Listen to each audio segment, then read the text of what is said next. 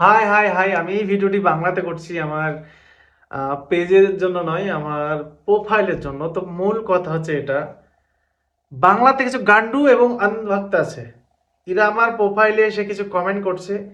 সে কমেন্টে আমি বলবো না, এদের মানে কি বলবো, মুখের ভাষা এতটা বাজে, আমি কি বলবো। এরা মা বাবাকেও গালি দিতে ভয় পায় না, কারণ ওরা মা বাবাও কিন্তু হয়তো ওদের পরিবার থেকে এটাই শেখায়।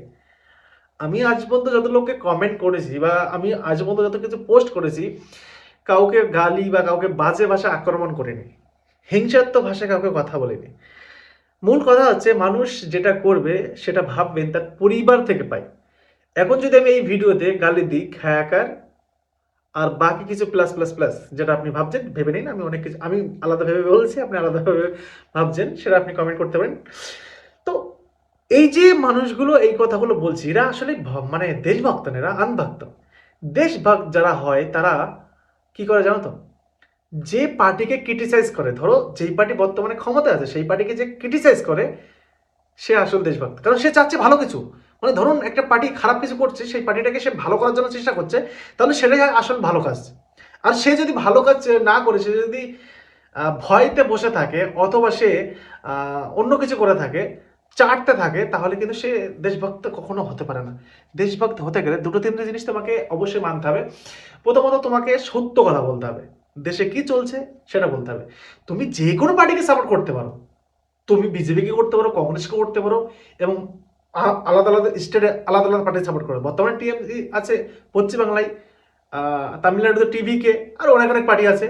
পশ্চিমবাংলায় শুধু মানে টিএমসি আছে, তাহলে কংগ্রেস আছে, আম জনতা পার্টি আছে, আইএসএফ আছে, সিপিআইএম আছে, আরো অনেক পার্টি আছে। তুমি যে কোনো পার্টিকে সাপোর্ট করতে পারো, বাট বিকজ তোমাকে একটা কথা বলতে হবে, you love Bengal, you love country.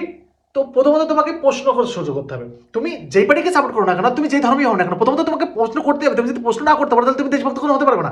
Mainly কথা, যদি তুমি দেশভক্ত হতে চাও, তাহলে প্রশ্ন করতে হবে। যদি প্রশ্ন না করতে পারো, তুমি আনভক্ত হতে হবে। আর আনভক্ত হতে গেলে তোমাকে কিছু করতে হবে না, চোখ বন্ধ করে যা খুশি আসে মুখে বলে দাও, এটাই আনভক্ত হয়ে যাবে। মেনলি বিষয় আছে এটা।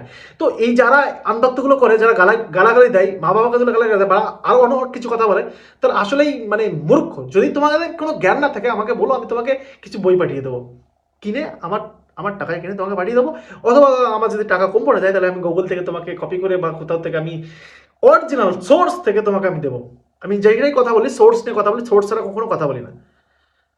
দেখবেন যাদের সাথে আমার এই পর্যন্ত কন্ট্রোভার্সি হয়েছে, তো তাদের সাথে আমি সোর্স দেখিয়েছি এবং তাদেরকে বলেছি আসো 1-to-1 ডিবেটে আসি। তারা আসতে পারেনি, তারা আনভক্ত, তারা কোনো জ্ঞান নেই, কারণ তারা কোনো কিছু পড়ে না, তারা কোনো কিছু জানে না, তারা শুধুমাত্র মানুষকে বাজে ভাষা আক্রমণ করতে পারে, এটাই তার চেয়ে বড় কিছু তাদের কাছে কিছু জানা নেই। তারা শুধুমাত্র এটাই জানে যে কীভাবে মানুষকে গালি দিতে হবে, কীভাবে মানুষকে বাজে কথা বলতে হবে।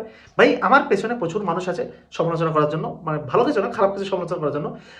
বাট রিয়েলিটি কি সেটা কখনো জানবে না সে, মানে অ্যাকচুয়ালি জমিনে কি চলছে, অ্যাকচুয়ালি মাঠে কি চলছে, সেটা সে জানবে না।